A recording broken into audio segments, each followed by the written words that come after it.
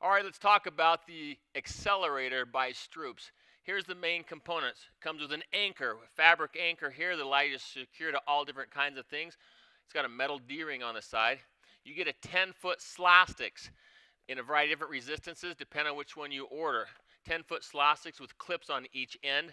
That 10-foot elastic will actually stretch to 30 feet long, give you great range of motion and a lot of other things in your training. Also comes with a power pull belt. The power pull belt is a belt inside of a belt, great padding for all kinds of training exercises. So let me show you how this is to work, how you attach it all together.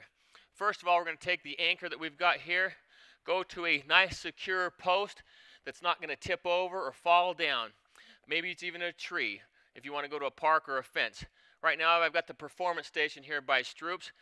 Now all I have to do is take the strap, anchor strap, and wrap it around my secure position, tuck my D-ring in, and locked into place. Now I don't want it to slide up and down during my exercise, so I'm actually going to reattach this to the ear here on the performance station. Tuck that D-ring in, secure it in place. Now I take my 10-foot long slastics and I connect it to the D-ring. On this side of the Accelerator, I'm going to attach my power pull belt. The power pull belt, as I said before, is a belt inside of a belt. I simply step inside of this, and this belt will either ride on my abdominal cavity here, or if I put it on backwards, it'll ride along my back and give some comfort as I do my exercises. Now the belt inside of the belt, the inside belt is secured to your abdominal area by this plastic clip.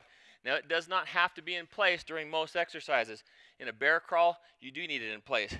To put it together, you simply clip it like this and then adjust it to your waist size. Once you've adjusted into the waist size, you then take your Accelerator slastics, your 10-foot Accelerator slastic, and connect it to the eyelet on this triangular ring. Simply clips in like this. Now before you start training with your Accelerator, there's a couple things you need to do, and it's primarily identify your work zone.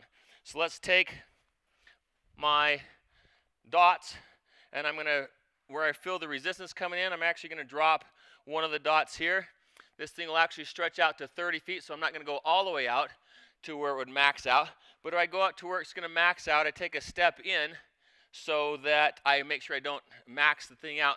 What I mean by maxing out is when you get to the very end, what's going to happen is that sleeve's going to get taut, and you're going to know you've maxed it out.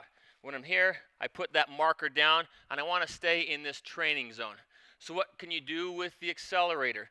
All kinds of things. Let's just simply start with a squat. I've now got squat to increase resistance. I move a little bit further away. More difficult, bring your legs together, or even a 1-foot squat. Increase challenge by adding a vibration component in there to make it more difficult.